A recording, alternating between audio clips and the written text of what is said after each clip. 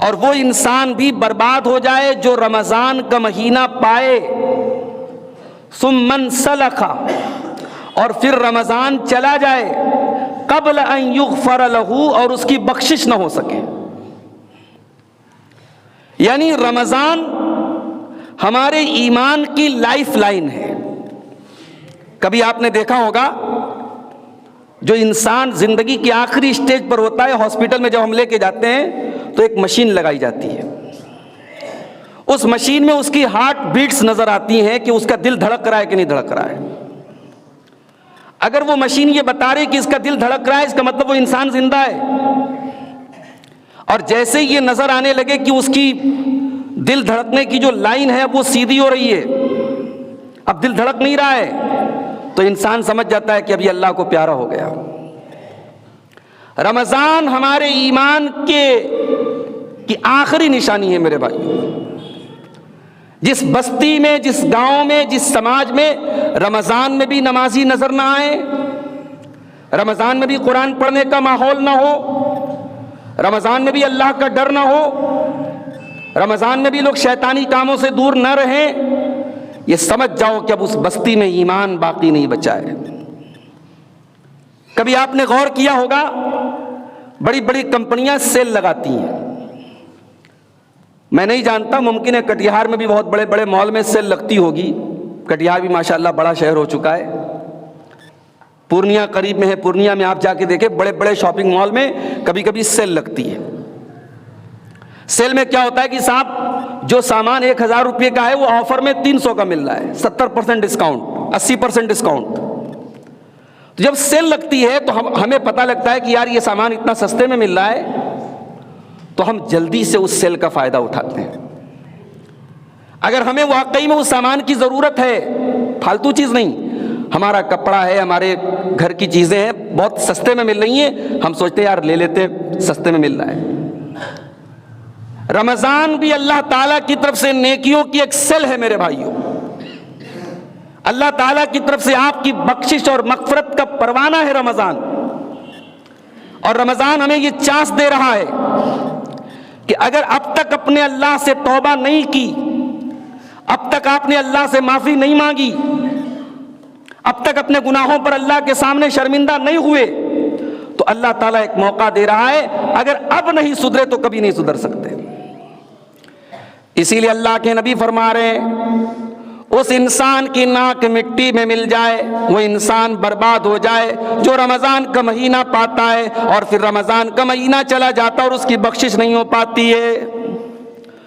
وَرَجُلٌ أَدْرَكَ عِنْدَهُ الْكِبَرَ وَالِدَاهُ، اور تیسرا بد نصیب انسان وہ ہے جس کے ماں باپ اس کو بڑھاپے میں مل جائیں، اس نے بوڑھے ماں کو پایا، اس نے بوڑھی ماں کو پایا، بوڑھے باپ کو پایا، فَلَمْ يُدْخِلَاهُ الْجَنَّةَ، اور اس کے ماں باپ اس کو جنت میں نہ لے کے جا سکیں، یعنی اپنے ماں باپ کی وہ خدمت نہ کرے، اپنے ماں باپ کا خیال نہ کرے، اس کے ماں باپ اس کو جنت میں نہ لے کے جا سکیں، اس سے بڑھ کے بد نصیب کوئی انسان نہیں ہے۔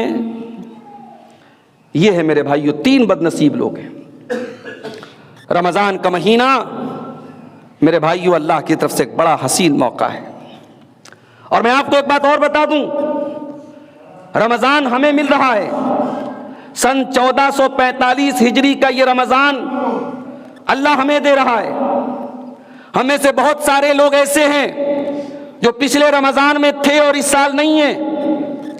پچھلے رمضان میں انہوں نے تراویح کی نماز پڑھی، انہوں نے روزہ رکھا، انہوں نے افطار کیا، سحری کی، سارے کام کیے، اور اس رمضان کے آنے کے پہلے وہ اللہ کو پیارے ہو گئے، اس دنیا سے چلے گئے، لیکن ہمیں اللہ نے ابھی زندہ رکھا ہے، باقی رکھا ہے۔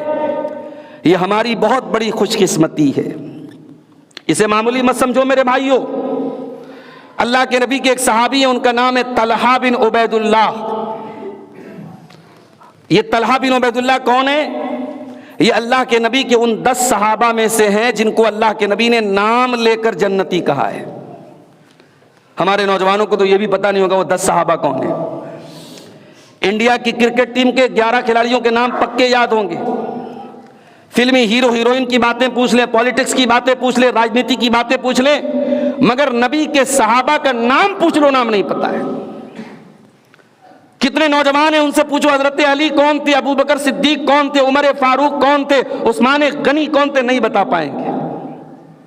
یہ افسوس کی بات ہے میرے بھائیوں، صرف پیسہ کما لینا، صرف بلڈنگیں بنا لینا، صرف اپنے بچوں کو اچھا کپڑا پہنا دینا، اچھی زندگی دے دینا، معاف کیجئے یہ تربیت نہیں ہے، یہ تربیت نہیں ہے۔ یہ تو غیر مسلم بھی کر رہا ہے، اپنے بچوں کو پڑھا رہا ہے، لکھا رہا ہے۔ آپ نے اپنے بچے کو دین کتنا سکھایا؟ ہماری نوجوان نسل اپنے نبی کو نہیں جانتی، نبی کے صحابہ کو نہیں جانتی، اور ہم یہ صاحب اپنی دولت پہ ناز کر رہے ہیں، اپنی عیش و عشرت پہ ناز کر رہے ہیں۔ اللہ کے واسطے اپنے نبی کے صحابہ کو پہچانو میرے بھائی۔ 10 صحابہ ہیں جن کا نام لے کر کے اللہ کے نبی نے جنتی کہا۔ کون ہے 10 صحابہ؟ ابو بکر صدیق، عمر فاروق، عثمان غنی، حضرت علی، حضرت طلحہ، حضرت زبیر، حضرت سعد بن ابی وقاص، حضرت سعید بن زید، حضرت ابو عبیدہ ابن جراح، حضرت عبد الرحمن ابن عوف۔ یہ 10 صحابہ ہیں، ان کو عشرہ مبشرہ کہا جاتا ہے۔ یہ وہ 10 صحابہ ہیں جن کا نام لے کر کے اللہ کے نبی نے ان کو جنتی کہا ہے۔ انہی میں سے ایک صحابی ہے طلحہ بن عبید اللہ۔ یہ کہتے ہیں کہ اللہ کے نبی کے پاس 2 لوگ آئے اور بہت دور سے چل کے آئے، اور ان دونوں نے ایک ساتھ اسلام قبول کیا۔ اس میں سے ایک آدمی کچھ محنتی تھا اور دوسرا اس کے مقابلے میں کم محنتی تھا۔ تو جو زیادہ محنتی تھا وہ اللہ کی راہ میں جہاد کرتے ہوئے، لڑائی کرتے ہوئے، جنگ کرتے ہوئے شہید ہو گیا، اور جو اس کے مقابلے میں کم محنتی تھا وہ 1 سال بعد بھی زندہ رہا، اور 1 سال کے بعد اس کا انتقال ہوا، نارمل طریقے سے اس کی موت ہوئی۔ بڑے غور سے سننا، 2 صحابی اکٹھے اسلام لائے، ایک زیادہ محنتی تھے، کم محنتی تھے۔ زیادہ محنتی جو تھے، دین کے معاملے میں زیادہ کام کرتے تھے، زیادہ محنت کرتے تھے، وہ اللہ کی راہ میں شہید ہو گئے، اور دوسرے والے صحابی 1 سال کے بعد نارمل طریقے سے ان کا انتقال ہوا۔ حضرت طلحہ کہتے ہیں میں نے خواب میں دیکھا کہ میں جنت کے دروازے پر کھڑا ہوں، اور جنت کے دروازے پر ایک فرشتہ آتا ہے، اور وہ انسان جس کا انتقال 1 سال بعد ہوا تھا، نارمل طریقے سے ہوا تھا، جو دین کے معاملے میں کم محنت کرتا تھا، اس کو جنت میں لے کے چلا جاتا ہے۔ پھر وہ دروازے پر آتا ہے اور اس انسان کو جو اللہ کی راہ میں شہید ہوا تھا، جو دین کے معاملے میں محنت کیا کرتا تھا، اس کو لے کر کے جنت میں چلا جاتا ہے۔ پھر وہ جنت کے دروازے پر آتا ہے اور مجھ سے کہتا ہے کہ تمہارے ابھی جنت میں جانے کا ٹائم نہیں آیا ہے۔ حضرت طلحہ کہتے ہیں صبح کو میری نیند کھلی، میں نے اپنا یہ خواب نبی کے صحابہ کو بیان کیا، سب کو بڑی حیرت ہوئی، سب کو بڑا تعجب ہوا، ایسا کیسے ہو سکتا ہے؟ جو انسان دین کے معاملے میں زیادہ محنت کرتا تھا، جو اللہ کی راہ میں شہید ہوا تھا، وہ بعد میں جنت میں جا رہا ہے، اور جو اس کے مقابلے میں کم محنت کرتا تھا وہ پہلے جنت میں جا رہا ہے، ایسا کیسے ہو سکتا ہے؟ صحابہ کرام کو تعجب ہو رہا ہے، حیرت ہو رہی ہے، اور یہ بات اللہ کے پیارے نبی صلی اللہ علیہ وسلم تک پہنچ جاتی ہے۔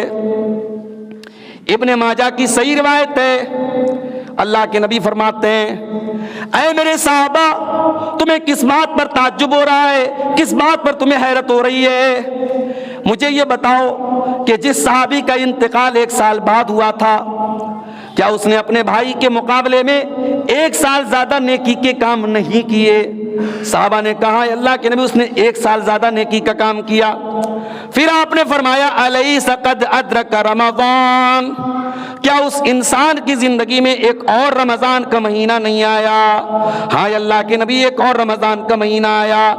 آپ نے فرمایا اس ایک رمضان میں اس نے اپنے بھائی کے مقابلے میں زیادہ نماز پڑھی کہ نہیں پڑھی، زیادہ روزہ رکھا کہ نہیں رکھا، زیادہ سجدہ کیا کہ نہیں کیا؟ ہاں اللہ کے نبی، اس نے اپنے بھائی کے مقابلے میں 1 رمضان زیادہ پایا تو زیادہ روزہ رکھا، زیادہ تراویح پڑھی، زیادہ نماز پڑھی۔ آپ نے فرمایا فَكَانَ مَا بَيْنَهُمَا أَبْعَدُ مِمَّا بَيْنَ الْأَرْضِ وَالسَّمَاءِ، ان دونوں کے تھوڑا سا پانی لے آئیے، پانی ان دونوں کے درمیان اس قدر دوری ہے جتنی دوری زمین و آسمان کے درمیان ہے۔ میرے بھائیوں، رمضان کا مہینہ پانے والا اپنے اس بھائی کے مقابلے میں جس کو رمضان کا مہینہ نہیں ملا تھا، اللہ کے نبی نے فرمایا ان دونوں کے مقام و مرتبے میں اتنی دوری ہے جتنی دوری زمین و آسمان کے بیچ میں ہے۔ ہم خوش نصیب ہیں میرے بھائیوں، اللہ ہمیں ایک اور رمضان دے رہا ہے، ہماری زندگی میں ایک اور رمضان آ رہا ہے، ہم خوش نصیب ہیں۔ اپنی نیتوں کو صحیح کر لو۔ رمضان آ رہا ہے، آپ کی نیت کیا ہے؟ آپ کے دل میں کیا چل رہا ہے؟ اگر آپ کے دل میں یہ چل رہا ہے کہ ارے یار مارچ میں رمضان کا مہینہ آ رہا ہے، 14-15 گھنٹے بھوکے رہنا پڑے گا، صبح 4 بجے سحری کھائیں گے تو پھر شام کو 6:30 بجے افطار کرنا ہوگا، اتنا لمبا بھوکا رہنا پڑے گا، اگر رمضان کو لے کر کے آپ کے دماغ میں یہ چل رہا ہے، آپ کو بھاری لگ رہا ہے رمضان، آپ کو روزے کی عبادت مشکل لگ رہی ہے اور آپ کا دل اور دماغ اندر سے ڈر رہا ہے، تو معاف کرنا میرے بھائی، آپ رمضان کی برکت کو نہیں حاصل کر پائیں گے۔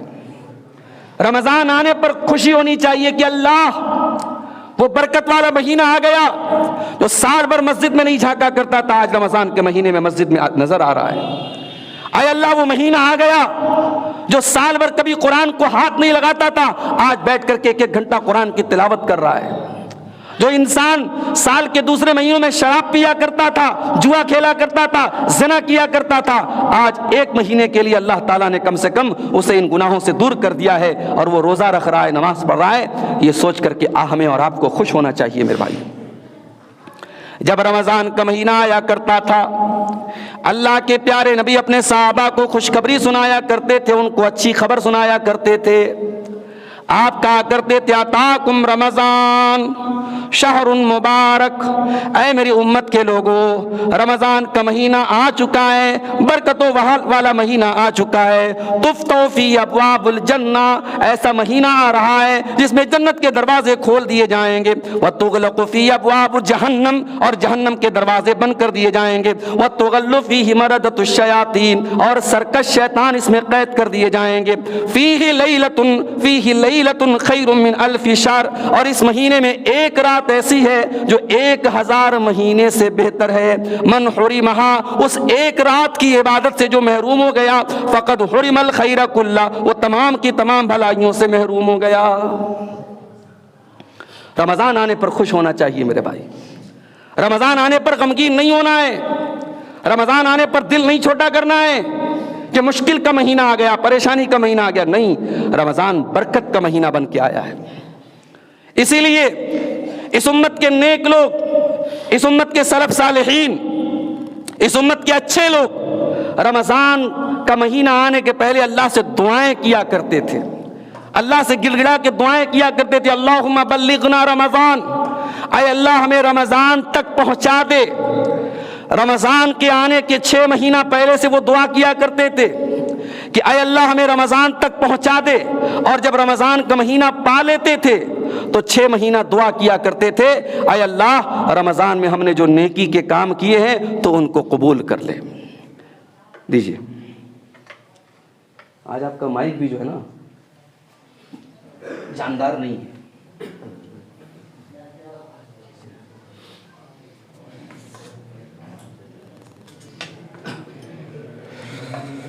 مسئلہ یہ ہے کہ ادھر بھی مسلسل میں سفر میں ہوں اور رات کی نیند بھی جو ہے پوری نہیں ہو پا رہی ہے، اس کا بھی اثر پڑتا ہے انسان کے اوپر۔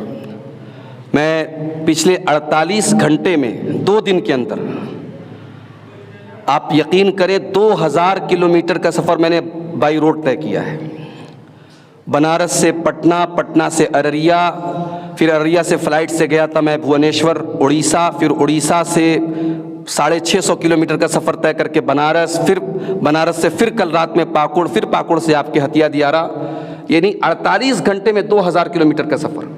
اب ظاہر ہے کہ انسان ہے بھائی، اور پیٹھ سیدھی کرنے کا موقع ظاہر ہے کار میں بیٹھ کے نہیں ملتا ہے۔ یہ بتانے کا مقصد اپنی بڑائی نہیں ہے، میں بتانا یہ چاہتا ہوں کہ حالات یکساں نہیں ہوتے ہیں، اور میں آپ کے علاقے میں آیا ہوں، میں چاہتا ہوں میں کھل کے آپ کے سامنے بات کروں، بولوں، اور آپ کے سامنے اپنا خون جگر نکال کے رکھ دوں۔ دعا کیجیے اللہ تعالی ہم سب کو عمل کی توفیق دے۔ رمضان کا مہینہ میرے بھائیوں بڑا ہی بابرکت مہینہ ہے۔ سلف صالحین دعائیں کیا کرتے تھے 6 مہینہ دعا کرتے تھے، اے اللہ تو ہمیں رمضان تک پہنچا دے، اور اگلے 6 مہینہ یہ دعا کیا کرتے تھے کہ اے اللہ رمضان میں ہم نے جو عبادت کی ہے تو اس کو قبول فرما لے۔ مگر معاف کرنا میرے بھائیوں، کچھ ایسے بھی بد نصیب ہیں رمضان کا برکت والا مہینہ بھی ان کو سدھار نہیں پاتا ہے۔ وہ رمضان میں بیٹھ کر کے کھاتے پیتے رہتے، روزہ نہیں رکھتے، انہیں موبائل پر بیٹھ کر کے ویڈیو گیم اور رمضان موبائل پر بیٹھ کر کے ویڈیو دیکھنے میں مزہ آتا ہے، وہ تراویح کی نماز چھوڑ کر کے بیٹھ کر کے موبائل میں لگے رہتے ہیں۔ یاد رکھو میرے بھائیوں، جب اللہ تبارک و تعالیٰ کی طرف سے گناہ جب انسان گناہ کرتے کرتے اس قدر اس کا دل کالا پڑ جائے کہ اس کے دل پر گناہوں کی پٹی پڑ جائے، تو رمضان کا برکت والا مہینہ بھی اس کے اندر کوئی فرق نہیں لا سکتا۔ ابھی آپ نے دیکھا ہوگا ایک ویڈیو آیا تھا مکہ کا، خانے کعبہ سے کچھ دوری پر ایک انسان بیٹھا ہے، احرام کے کپڑے میں عمرہ کرنے گیا ہے، حج کرنے گیا ہے، احرام کے کپڑے میں ہے اور خانے کعبہ سے کچھ فٹ کی دوری پر بیٹھا ہے، کچھ میٹر کی دوری پر بیٹھا ہے، اور ویڈیو آیا تھا کہ جہاں پہ بیٹھ کے لوگ طواف کر رہے ہیں، جہاں پہ بیٹھ کے نماز پڑھ رہے ہیں، جہاں پہ بیٹھ کے اللہ کا ذکر کر رہے ہیں، جہاں پہ بیٹھ کے لوگ اللہ کو یاد کر رہے ہیں، جہاں پہ لوگ آنسو بہا رہے ہیں، جہاں پہ لوگ رو رہے ہیں، جہاں پہ لوگ اللہ کا ذکر کر رہے ہیں، وہ بد نصیب انسان اپنے موبائل پر بیٹھ کر کے گیم کھیل رہا تھا۔ اس دنیا میں ایسے بھی لوگ ہیں میرے بھائیوں، بڑا بد نصیب ہے وہ انسان جو رمضان کے اس مہینے کی قدر نہ کرے، اس کی مبارک گھڑیوں کی قدر نہ کرے۔ مجھے ایک واقعہ یاد آیا، امام مالک رحمۃ اللہ علیہ اپنے دور کے بہت بڑے امام تھے، مدینہ کے اندر نبی کی مسجد میں بیٹھ کر حدیث پڑھاتے تھے، حدیث کا درس دیتے تھے، اور ان کے پاس بہت سارے دنیا کے مختلف علاقوں سے بچے آ کر کے حدیث کا علم سیکھتے تھے، اللہ کے رسول کی حدیثوں کو سیکھتے تھے۔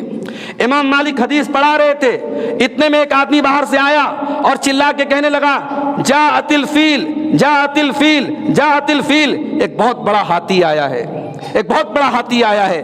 مدینہ میں ہاتھی نہیں ہوتا تھا، مدینہ میں ہاتھی نہیں ہوتا تھا، مدینہ والوں نے کبھی ہاتھی نہیں دیکھا تھا۔ امام مالک کے درس میں جتنے بچے بیٹھے تھے سب اٹھ کے چلے گئے ہاتھی دیکھنے کے لیے، سارے کے سارے ہاتھی دیکھنے کے لیے چلے گئے۔ امام مالک نے دیکھا کہ ان کا ایک شاگرد جس کا نام یحییٰ بن ابی یحییٰ تھا، جس کا نام یحییٰ بن ابی یحییٰ تھا، وہ نہیں گیا، وہ بیٹھا ہوا ہے۔ امام مالک نے پوچھا بیٹا سارے لوگ ہاتھی دیکھنے چلے گئے، تو کیوں ہاتھی دیکھنے نہیں جا رہا ہے؟ کیا تو نے ہاتھی پہلے دیکھا ہے؟ اس نے کیا جواب دیا تھا؟ امام مالک کے اس شاگرد نے کیا جواب دیا تھا میرے بھائیوں؟ اس نے کہا تھا انما قدمت المدینہ لارا مالکن، کہ استاد محترم میں مدینہ آیا ہوں، اپنا گھر بار چھوڑ کر کے آپ سے علم حدیث سیکھنے کے لیے آیا ہوں، آپ سے نبی کی حدیثوں کو سیکھنے کے لیے آیا ہوں، میں ہاتھی دیکھنے کے لیے نہیں آیا ہوں۔ اللہ اکبر، کیا جواب دیا اس نے؟ میں ہاتھی دیکھنے کے لیے نہیں آیا ہوں۔ حالانکہ ہاتھی دیکھنے چلا جاتا 10 منٹ لگتا، 15 منٹ لگتا، مگر وہ طالب علم وہ یہ سوچ کر کے آیا تھا کہ میں جب مدینہ منورہ جاؤں گا اور امام مالک کی خدمت میں بیٹھ کر کے حدیث سیکھوں گا تو میری زندگی کا ایک ایک منٹ بڑا قیمتی ہوگا، ایک ایک منٹ کی بڑی قدر کروں گا، وہ 1 منٹ بھی برباد کرنے کو تیار نہیں ہے۔ میرے بھائیوں، اس کے دوسرے ساتھی ہاتھی دیکھنے چلے گئے، لیکن وہ لڑکا ہاتھی دیکھنے نہیں گیا۔ کیوں؟ اس کو پتا تھا کہ میں کیوں آیا ہوں اپنا گھر بار چھوڑ کے، اسے اپنی زندگی کا مقصد پتا تھا، اور اس کا انجام کیا ہوا، اس کا نتیجہ کیا نکلا؟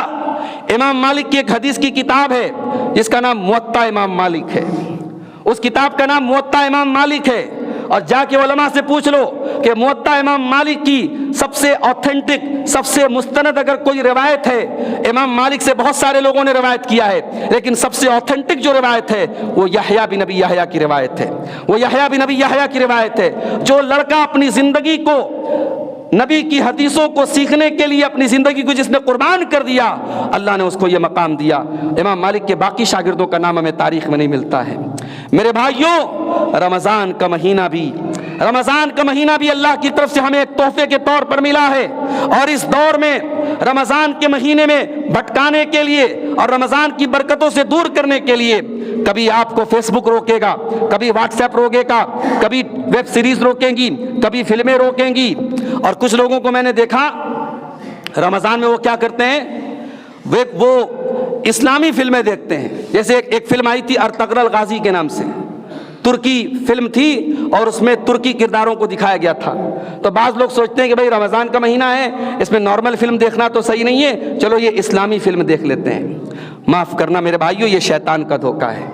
کوئی اسلامی فلم نہیں ہوتی ہے. رمضان کے مہینے میں موبائل سے اپنے آپ کو جتنا ممکن ہو سکے دور رکھو. اگر موبائل کا استعمال کرنا ہے صحیح استعمال کرو. یہ موبائل آپ کے لیے اسی ہاتھی کی طرح ہے جو امام مالک کے شاگردوں کو علم حدیث سے دور کرنے کے لیے آیا تھا. آج بہت ساری چیزیں ہمارے سامنے ایسی ہیں جو ہاتھیوں کی طرح ہیں اور جو ہمیں ہمارے مقصد سے دور کر رہی ہیں. میرے بھائیوں, رمضان کی ایک خاص بات اور ہے. رمضان قرآن کا مہینہ ہے. رمضان ہی کے مہینے میں قرآن اترا ہے. شہر رمضان الذی انزل فیہ القرآن ھدی للناس وبینات من الھدی والفرقان. رمضان کا مہینہ وہ مہینہ ہے جس مہینے میں قرآن اتارا گیا اور یہ قرآن ساری انسانیت کے لیے ہدایت ہے. رمضان کے مہینے میں قرآن اترا ہے. میرے پیارے بھائیوں, ذرا اپنے دل پر ہاتھ رکھ کے بتانا, آپ نے پچھلے رمضان کے بعد اب ایک اور رمضان آ رہا ہے. 12 مہینے کا پیریڈ گزر چکا ہے. آپ نے اس 12 مہینے کے اندر, اس پورے سال کے اندر آپ نے قرآن کو کتنی مرتبہ کھول کے پڑھا ہے؟ غور کر کے بتانا, اپنے دل پر ہاتھ رکھ کے بتانا کہ آپ نے اس ایک سال میں قرآن کو کتنی مرتبہ کھول کے پڑھا ہے. میرے پیارے بھائیوں, ہمارا کوئی دوست ہمیں میسج کرتا ہے, ہمیں کال کرتا ہے اور ہم دیکھ کر کے اس کا میسج نظر انداز کر دیں, اس کی کال کو ریسیو نہ کریں, ہمارا دوست ہم سے ناراض ہو جائے گا, ہمارا رشتہ دار ہم سے ناراض ہو جائے گا. تم کیسے رشتہ دار ہو, تم کیسے دوست ہو, تم ہمارے میسج کو اگنور کر رہے ہو, ہماری کال کو ریسیو نہیں کر رہے ہو. میرے پیارے بھائیوں, یہ قرآن بھی اللہ کا پیغام ہے, یہ قرآن بھی اللہ کا میسج ہے. ہم نے اگر سال بھر اس قرآن کا حق ادا نہ کیا, اگر ہم نے سال بھر قرآن کو نہیں پڑھا, کم سے کم رمضان کے مہینے میں قرآن کو پڑھا کرو. بڑی برکت والی کتاب ہے میرے بھائی. قرآن کا مقام یہ ہے, اللہ کے نبی فرماتے ہیں من قرأ حرفا من کتاب اللہ, جو قرآن کا ایک حرف پڑھتا ہے اللہ تعالیٰ اس کو 10 نیکیاں دیتا ہے. ایک حرف پڑھنے پر 10 نیکیاں ملتی ہیں. اور آگے اللہ کے نبی فرماتے ہیں میں یہ نہیں کہتا کہ الف لام میم ایک حرف ہے, بلکہ الف الگ ایک حرف ہے, لام الگ ایک حرف ہے, میم الگ ایک حرف ہے. آپ نے الف لام میم پڑھا تو آپ کو 30 نیکیاں ملیں گی. اچھا, کچھ لوگ ایسے ہوتے ہیں بیچارے قرآن پڑھنے بیٹھتے ہیں, زبان نہیں چلتی ہے. وہ جب قرآن پڑھتے ہیں اٹک اٹک کے پڑھتے ہیں, کوشش کر رہے ہیں لیکن اٹک اٹک کے پڑھ رہے ہیں. ان کو لگتا ہے کہ یار مجھ سے نہیں ہوگا, وہ رکھ دیتے ہیں. اگر آپ قرآن پڑھ رہے ہیں اور اٹک اٹک کے پڑھ رہے ہیں تو ہاریے مت, تھکیے مت, اور پڑھیے. اللہ کے نبی فرماتے ہیں جو قرآن کو محنت کر کے پڑھتا ہے, زبان نہیں کھل رہی ہے, زبان میں اس کے اٹک رہا ہے اور اٹک اٹک کے وہ قرآن پڑھ رہا ہے, اس کو ڈبل ثواب ملے گا. یہ قرآن کا مقام ہے میرے بھائیوں. اور اگر ہم نے قرآن کو نہیں پڑھا اور رمضان کے مہینے میں بھی قرآن کو نہیں پڑھا, ہم سے بڑا بد نصیب کوئی نہیں ہوگا. ارے ہم تو سر سے پیر تک گناہوں میں لت پت لوگ ہیں. کوئی گھنٹہ کوئی منٹ ایسا نہیں گزرتا جب اللہ کی ہم کوئی نافرمانی نہ کرتے ہوں. قیامت کے دن یہ قرآن اللہ کی بارگاہ میں ہماری سفارش کرے گا, ہماری سفارش کرے گا. یہ قرآن اللہ سے کہے گا اے اللہ, راتوں کو یہ قرآن پڑھا کرتا تھا, ساری دنیا سوئی رہتی تھی, اے اللہ یہ قرآن کھول کے پڑھا کرتا تھا. اور قرآن اللہ سے کہے گا اے اللہ تو اس سے راضی ہو جا, اور قرآن کی سفارش کو اللہ قبول کرے گا. اس لیے میرے بھائیوں, رمضان میں اپنے آپ کو قرآن سے اپنے آپ کو جوڑ لو اور قرآن کو پڑھو. اور اگر ہو سکے تو قرآن کا کوئی اچھا سا ترجمہ اور کوئی اچھی سی تفسیر آپ اس کو بھی اپنے مطالعے میں رکھیں. بنگلہ زبان آتی ہے, بنگلہ میں بھی قرآن کا ترجمہ ہو چکا ہے. ہندی آتی, ہندی میں بھی قرآن کا ترجمہ ہو چکا ہے. قرآن کو صرف پڑھو ہی مت, بلکہ قرآن کو سمجھ کر کے بھی پڑھنے کی کوشش کرو. آدھا گھنٹہ 1 گھنٹہ رمضان میں ڈیلی ہم قرآن کو سمجھ کر کے پڑھنے کی کوشش کریں. انشاءاللہ اس سے بھی آپ بڑی برکتیں اپنی زندگی میں محسوس کریں گے. میرے بھائیوں, رمضان میں ہم ایک چیز اور دیکھتے ہیں, رمضان میں سب بدل جاتا ہے. صبح کو 4 بجے کون اٹھ کر کے کھانا کھاتا ہے بھائی؟ ہم صبح ناشتہ کرتے ہیں 8 بجے 9 بجے, لیکن رمضان میں بدل گیا معاملہ. صبح 4 بجے بیگم نے اٹھایا, چلیے اٹھیے, سحری نہیں کرنا ہے کیا؟ صبح 4 بجے اٹھ کے سحری کر رہے ہیں. اس کے بعد دوپہر کا کھانا سال بھر ہم کھاتے ہیں, مگر رمضان میں دوپہر کا کھانا غائب ہو جاتا ہے. دوپہر میں کچھ نہیں کھانا ہے. رات کا کھانا ہم کھاتے ہیں 8 بجے 9 بجے, لیکن رمضان میں ہمیں افطار کے ٹائم کھانا ہوتا ہے. کھانے کا ٹائم بدل گیا. تراویح کی نماز پڑھ کے گھر آئے 11 بج گیا, सोते सोते 12 बज गया, 12 बजे सोए। आम दिनों में अगर 12 बजे सोते थे तो सुबह फजर के टाइम भी नींद नहीं खुलती, इतने उठ पाते थे। लेकिन रमज़ान में 12 बजे सोएं चाहे 1 बजे सोएं, सुबह 4 बजे सहरी के टाइम हमें उठा दिया जाता है, बल्कि हम उठ जाते हैं। रमज़ान में हमारी ज़िंदगी में परिवर्तन आ जाता है, चेंजिंग आ जाती है, हमारी ज़िंदगी का टाइम टेबल बदल जाता है, खाने का, पीने का, उठने का, जागने का, कारोबार करने का टाइम बदल जाता है।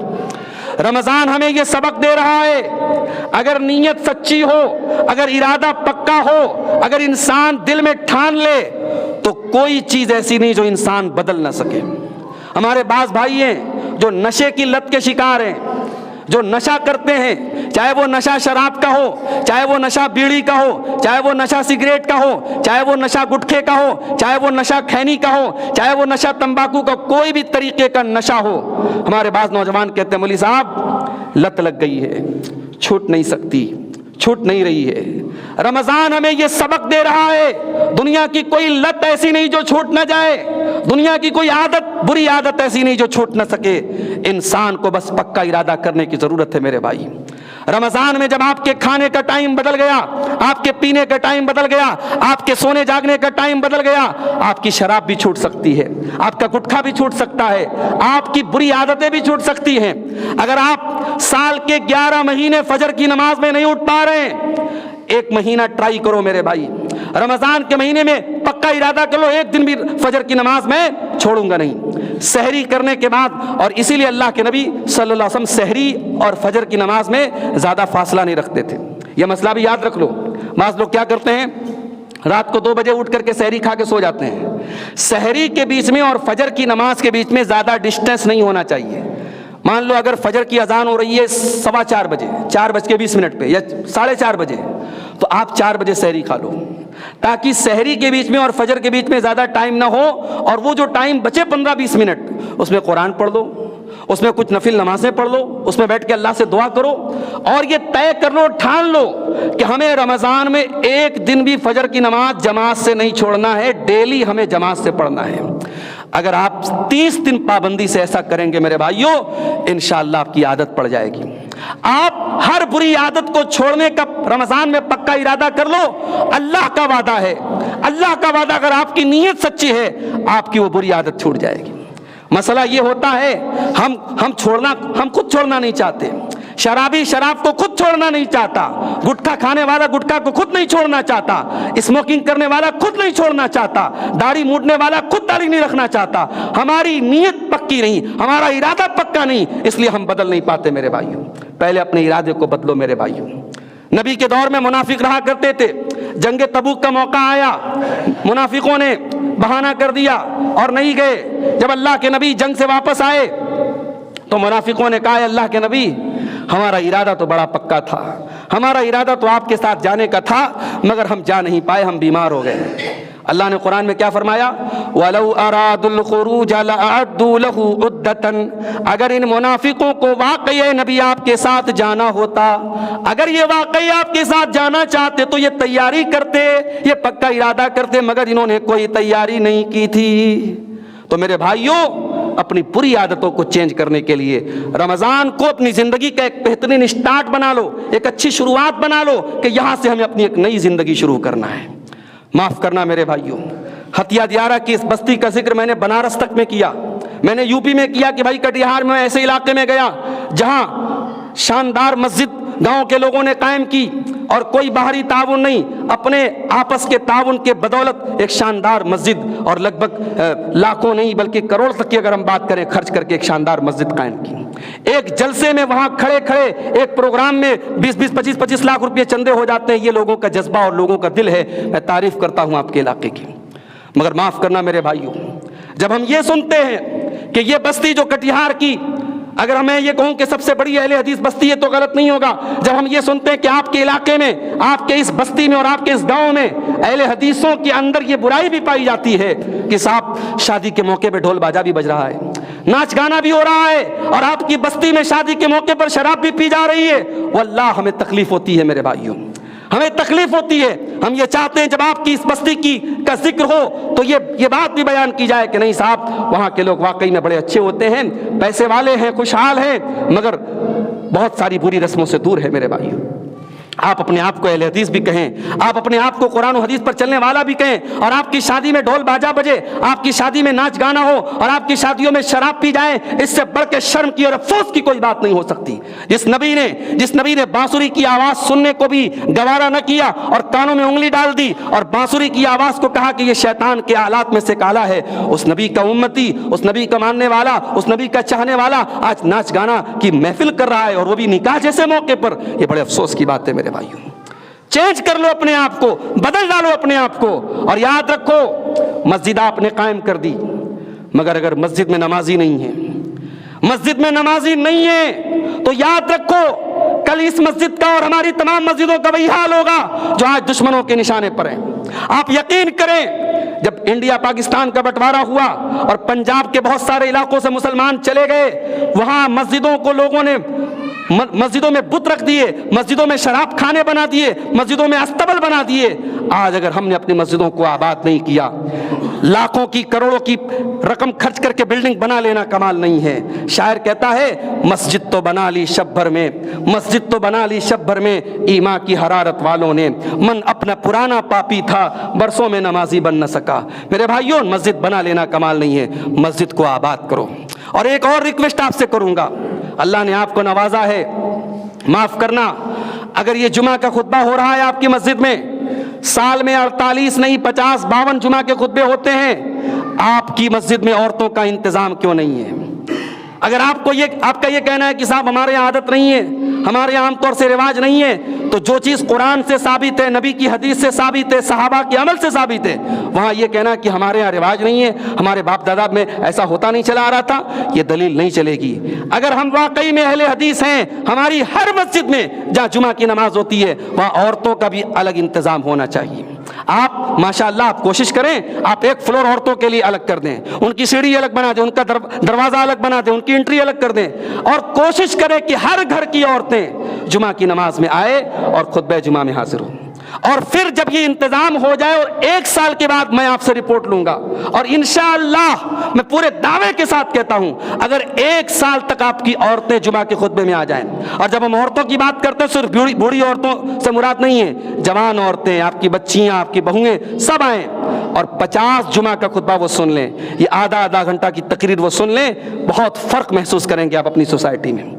کتنی سماج میں گندگیاں ہیں, رسم و رواج ہیں جو عورتوں کی جہالت کی وجہ سے ہیں, اور آپ کے بچے جو آج تعلیم نہیں حاصل کر رہے ہیں عورتوں کی جہالت کی وجہ سے. جب آپ کی عورتیں پڑھیں گی, آپ کی لڑکیاں پڑھیں گی, تو جب وہ خود ماں بنیں گی تو اپنے بچوں کو پڑھائیں گی. میرے بھائیوں, زندگی میں تعلیم بھی بڑی ضروری ہے, اور دین کی تعلیم تو بہت ضروری ہے. اس لیے اس مسجد میں آپ عورتوں کا بھی انتظام کریں, اس مسجد میں آپ عورتوں کا بھی انتظام کریں. اور میں آج یہ وعدہ آپ سے لے کر کے جانا چاہتا ہوں کہ انشاءاللہ آئندہ جب میں اس مسجد میں آؤں تو مجھے معلوم ہو کہ ہاں حتیہ دیارہ والوں نے اس شاندار مسجد میں عورتوں کا بھی انتظام کر لیا. یہ بہت ضروری قدم ہے میرے بھائیوں, اس میں آپ کوئی ٹال مٹول مت کیجیے گا, اور مسجد میں آپ نماز سے اس کو آباد کیجیے, مسجد کو نماز سے آباد کیجئے. اللہ قرآن میں کہتا ہے انما یامر مساجد اللہ من آمن باللہ والیوم الآخر. اللہ کی مسجد کو وہ لوگ آباد کرتے ہیں جو اللہ پر ایمان رکھتے ہیں, جو قیامت کے دن پر ایمان رکھتے ہیں, واقام الصلاۃ, اور جو نماز قائم کرتے ہیں. مسجد میں چندہ دے دینا, مسجد میں دان دے دینا یہ بڑا کام نہیں ہے. مسجد کو وہ آباد کرتا ہے جو نماز قائم کرتا ہے. ایسی نماز کے ساتھ اپنا ایسا تعلق جوڑو میرے بھائی, اور اللہ کا شکر ادا کرو. اگر آپ کا گھر مسجد سے قریب میں ہے, مسجد کے پڑوس میں ہیں, آپ مسجد کے پڑوسی ہیں, اللہ کا شکر ادا کرو.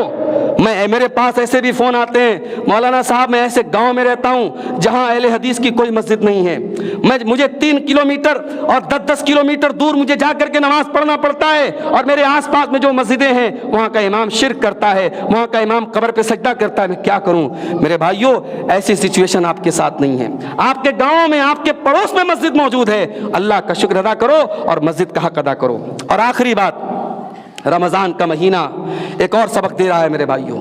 رمضان کے مہینے میں ہم حلال چیزوں کو چھوڑ دیتے ہیں. کھانا حلال ہے, پانی حلال ہے, بیوی سے ملنا حلال ہے, مگر ہم فجر سے لے کر کے مغرب تک نہ کچھ کھاتے ہیں, نہ پیتے ہیں, اور نہ بیوی سے ملاقات کرتے ہیں. ایسا تو نہیں ہے کہ رمضان میں شہوت ختم ہو جاتی ہے, بھوک نہیں لگتی, پیاس نہیں لگتی, بیوی کی ضرورت نہیں ہے. شہوت تو ہے, کھانے کی بھی شہوت ہے, پینے کی بھی شہوت ہے, جنسی شہوت بھی ہے, مگر ہم اپنے آپ کو کنٹرول کرتے ہیں. بھوکے پیاسے گھر میں آئے, فریج کھولا, ٹھنڈے پانی کی بوتل رکھی ہے. رمضان کے مہینہ میں افطار کے لیے کیلے لائے ہیں, کیلے فریج میں رکھے ہوئے ہیں, سیب رکھے ہوئے ہیں, انار رکھے ہوئے ہیں, تمام طریقے کی نعمتیں رکھی ہیں. وہ کون سی طاقت ہے میرے بھائی, وہ کون سی قوت ہے میرے بھائی, جو آپ کو پیاس کے باوجود ٹھنڈے پانی کو پینے نہیں دیتی ہے؟ وہ کون سی طاقت ہے جو طرح طرح کے پھل آپ کے فریج میں رکھے ہیں مگر آپ نہیں کھاتے ہیں؟ ظہر کا ٹائم آیا, سورج ایک دم سر پر ہے, گرمی سے آپ بےحال ہیں, مسجد میں آئے, ٹھنڈے ٹھنڈے پانی سے وضو کیا, کلی کرنے کے لیے منہ میں پانی ڈالا. اگر کلی کرتے وقت پانی تھوڑا سا اندر چلا جائے, کون دیکھنے جاتا ہے؟ کون دیکھنے جاتا ہے؟ کوئی کیمرہ ریکارڈ نہیں کر رہا ہے, کسی کو خبر بھی نہیں لگے گی, مگر آپ کلی کے لیے پانی حلق میں منہ میں ڈالتے ہیں اور باہر نکال دیتے ہیں. ایک قطرہ بھی اس پانی کا آپ حلق کے نیچے نہیں اتارتے ہیں. اللہ اکبر. رمضان کا بہت بڑا سبق ہے. رمضان ہمیں تقویٰ سکھاتا ہے, رمضان ہمیں اللہ کا ڈر سکھاتا ہے. رمضان یہ بتاتا ہے کہ اللہ کا ڈر ایسا ہوتا ہے کہ منہ میں پانی گیا ہے, پیاس لگی ہے, گرمی کا موسم ہے, مگر پانی کو اندر نہیں جانے دینا ہے. میرے بھائی, جس اللہ کے لیے آپ نے حلال کو چھوڑ دیا, کھانا حلال تھا, پانی حلال تھا, بیوی سے ملنا حلال تھا, مگر آپ نے رمضان میں 14-15 گھنٹے اپنے آپ کو دور رکھا. اس اللہ کے حکم پر آپ حرام کیوں نہیں چھوڑ سکتے؟ اس اللہ کے حکم پر آپ زنا کیوں نہیں چھوڑ سکتے؟ شراب کیوں نہیں چھوڑ سکتے؟ حرام کھانا کیوں نہیں چھوڑ سکتے؟ میرے بھائیو, رمضان ہمیں سبق دے رہا ہے. اگر اللہ کے لیے حلال چھوڑ سکتے ہو تو حرام بھی چھوڑ دو. میرے بھائیو, رمضان میں, آنے والے رمضان میں یہ ارادہ کر لو کہ جو بھی بری عادتیں ہیں انشاءاللہ ہم اس کو دور کریں گے. اور ایک بڑی اہم عبادت رمضان کی تراویح کی نماز ہے. تراویح کی نماز میں آپ 1 گھنٹہ 1.5 گھنٹہ جو بھی تراویح کی نماز میں ٹائم لگتا ہے, آپ اس کو بوجھ نہ سمجھیں. آپ 1 گھنٹہ تراویح کی نماز پڑھیں گے, آپ کو پوری رات نماز پڑھنے کا ثواب ملے گا. اللہ کے نبی فرماتے ہیں کہ جو امام کے ساتھ تراویح کی نماز پڑھتا ہے اس کو پوری رات قیام کرنے کا ثواب ملتا ہے. اس لیے پابندی کے ساتھ تراویح کی نماز آپ پڑھیں تاکہ پوری رات آپ کو تہجد پڑھنے کا ثواب ملے. یہ چند باتیں تھیں جو رمضان کے تعلق سے تھیں. میں امید کرتا ہوں, میں انشاءاللہ آپ سب سے یہ امید کرتا ہوں کہ آنے والے رمضان کو ہم اپنی زندگی کا سب سے بہترین رمضان بنائیں گے انشاءاللہ. ہمارے اندر جو بھی بری عادتیں ہیں انشاءاللہ ہم اس رمضان سے ان تمام بری عادتوں کو چھوڑ دیں گے انشاءاللہ. اور میں یہ بھی امید کرتا ہوں کہ ہمارے وہ بھائی جو اب تک نماز سے دور تھے انشاءاللہ اب ان کی زندگی نماز سے آباد ہوگی. ہمارے وہ بھائی جو کسی قسم کا نشہ کرتے تھے اب انشاءاللہ وہ ہر قسم کے نشے سے دور ہوں گے. ہمارے وہ بھائی جو شادی بیاہ میں بری رسم و رواج کے قائل تھے اور اس پر عمل کرتے تھے اب انشاءاللہ آئندہ ان کے گھر میں کوئی شادی ہوگی تو وہ اس کو چھوڑیں گے اور اس پر نکیر کریں گے. ان کے گھر کی عورتیں بھی انشاءاللہ اس پر نکیر کریں گی. ہم اللہ سے دعا کرتے ہیں رب العالمین ہمیں رمضان کی برکتوں کا صحیح معنوں میں فائدہ اٹھانے کی توفیق عطا فرمائے.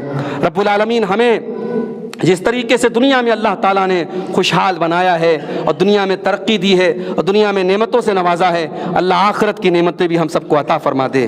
اس گاؤں کے لوگوں کو اللہ تعالیٰ دین اور دنیا دونوں جہان کی ترقی اور کامیابی عطا فرمائے.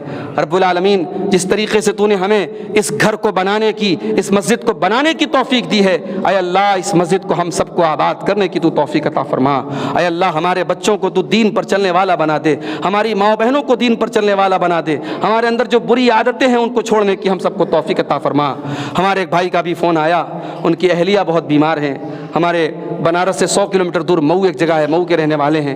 اہلیہ ان کی بیمار ہے, لکھنؤ میں ہاسپٹل میں ایڈمٹ ICU میں ہیں. انہوں نے خاص طور سے دعا کی ہے اللہ ان کی اہلیہ کو شفا کامل عاجل عطا فرمائے. جو بھی بیمار ہمارے بھائی ہیں اللہ تمام بیماروں کو شفا عطا فرمائے. جو روزی روٹی سے پریشان ہیں اللہ ان کے کاروبار میں برکت نصیب فرمائے. رب العالمین ہمیں ہر شر سے محفوظ رکھے, دنیا میں ایمان پر قائم رکھے اور ایمان پر ہم سب کا خاتمہ ہو. آمین. وآخر دعوانا ان الحمد للہ رب العالمین.